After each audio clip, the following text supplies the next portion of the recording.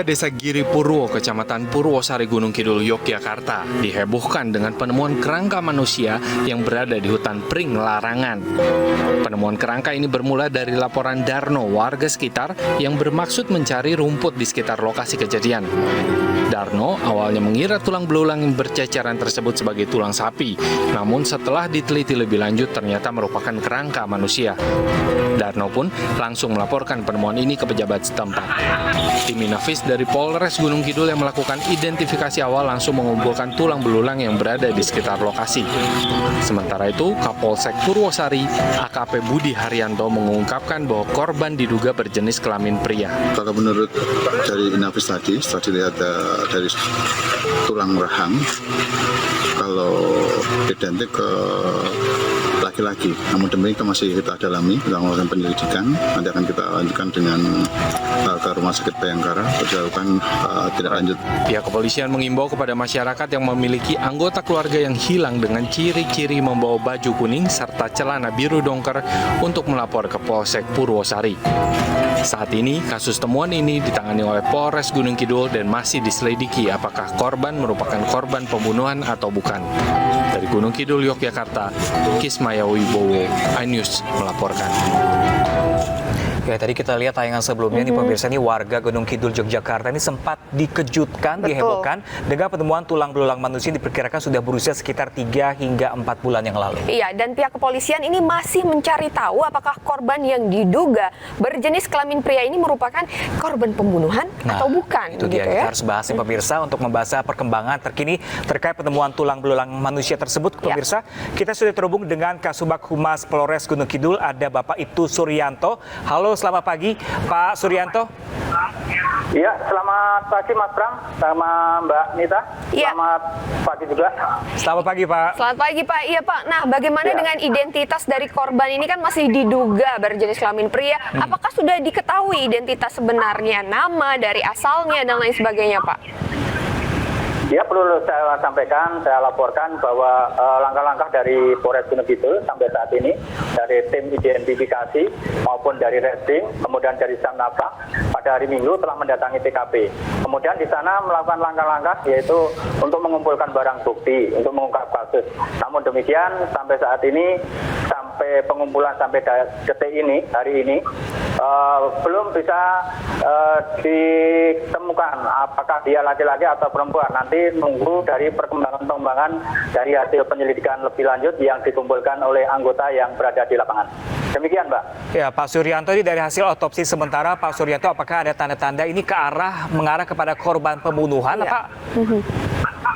Sementara kita belum berpersepsi seperti itu. Kita nunggu dari beberapa alat bukti maupun keterangan-keterangan yang diberikan saksi, apakah korban itu dari pembunuhan atau tidak.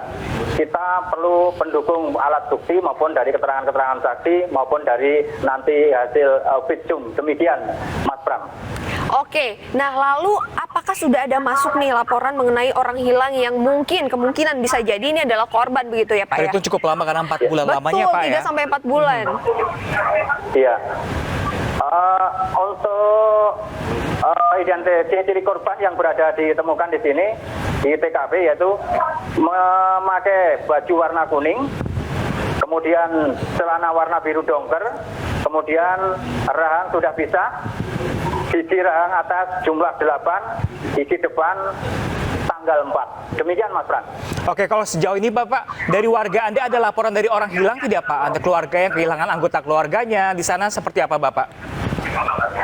Sampai saat ini dari Polres Gunung Kidul belum menerima laporan dari warga masyarakat yang merasa kehilangan. Oleh karena itu kami dari Humas Polres Gunung Kidul mengimbau kepada seluruh warga masyarakat yang merasa kehilangan keluarganya bisa melapor ke Polres Gunung Kidul atau melalui telepon 110. Demikian Mas Pran. Baik, terima kasih banyak Pak Suryanto untuk waktunya telah bergabung bersama Lapor Polisi iNews. Selamat bertugas kembali Pak. Nah, kita beralih ke informasi lainnya. Pemirsa, ini ada informasi kebakaran pemirsa yang terjadi di gedung kantor Dinas Komunikasi dan Informatika yang berada di kawasan perkantoran Pemkat 4 Lawang, Sumatera Selatan pada Minggu malam. Iya, dan kobaran api yang besar dengan cepat membakar bangunan kantor dan isinya.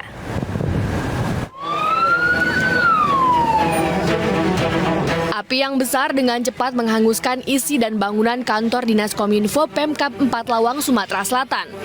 Tugas pemadam kebakaran dibantu warga kewalahan memadamkan kobaran api. Menurut warga, api diduga berasal dari bangunan belakang kantor. Berdasarkan keterangan saksi, api berasal dari belakang gedung. Sampai saat ini sama-sama kita ketahui masih prosesi pemadaman api. Alhamdulillah sampai dengan sekarang tidak ada korban jiwa dan kita masih mengamankan di lokasi. Untuk PBK masih bekerja. Sumber api belum dapat diketahui, Pak Kausi? Belum dapat diketahui. Sementara kita baru TP-TKP saja. Setelah berjibaku selama 3 jam, petugas pemadam kebakaran dengan dibantu warga akhirnya berhasil memadamkan api. Tidak ada korban jiwa dalam peristiwa kebakaran ini, namun kerugian ditaksir mencapai ratusan juta rupiah. Dari 4 Lawang, Sumatera Selatan, Amri Wijaya, iNews melaporkan.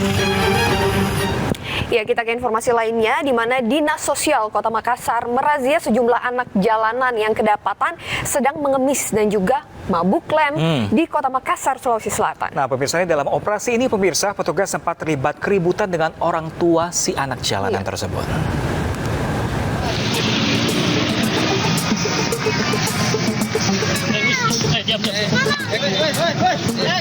Petugas Dinas Sosial Kota Makassar terlibat keributan dengan orang tua salah satu anak jalanan yang terjaring razia di sekitar kawasan kuliner Kecamatan Panakukang, Kota Makassar, Sulawesi Selatan. Ibu tersebut tidak terima dirinya dan anaknya dibawa petugas. Namun petugas tetap membawa orang tua beserta dengan anaknya tersebut bersama dengan beberapa orang anak jalanan yang didapati tengah mengemis serta mabuk lem di wilayah tersebut. Menurut petugas, ada 8 orang anak jalanan beserta 1 ibunya yang terjaring razia.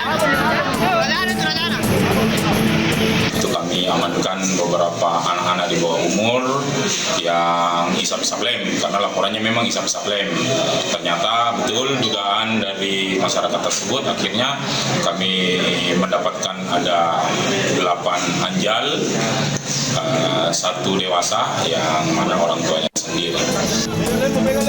Anak tersebut akan didata dan dibawa ke panti rehabilitasi guna dilakukan pembinaan. Dari Kota Makassar, Sulawesi Selatan, Muhammad Rebone, iNews melaporkan.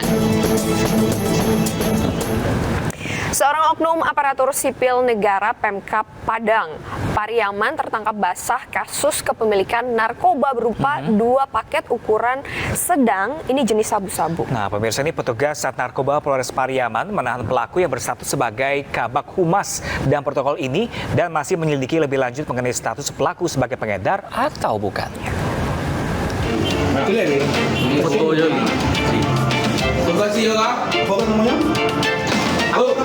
Petugas Sat Narkoba Polres Pariaman menangkap ASN berinisial AS yang tertangkap tangan atas kasus kepemilikan narkoba di kawasan Lohong, Kecamatan Pariaman Tengah, Kota Pariaman, Sumatera Barat. Polisi menyita 2 paket narkoba jenis sabu, 1 unit timbangan elektronik, dan sejumlah uang. Selain itu, polisi juga menyita sebuah unit mobil dengan plat merah yang diketahui digunakan tersangka AS pada saat kejadian.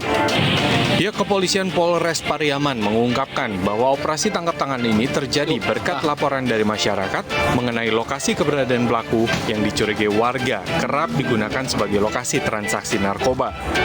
Kini, oknum ASN ini terancam pasal penyalahgunaan narkotika dengan ancaman 12 tahun penjara. Dari Kota Pariaman, Sumatera Barat, Eka Guspriyadi, iNews melaporkan.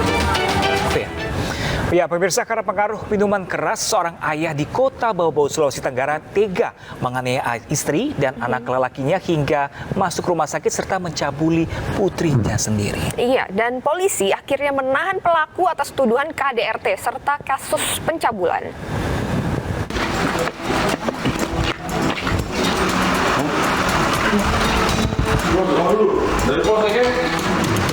Petugas Resmo Polsek Wolio menahan SL, pria yang menyiksa istri dan anaknya lelaki serta mencabuli putri kandungnya sendiri di kediamannya.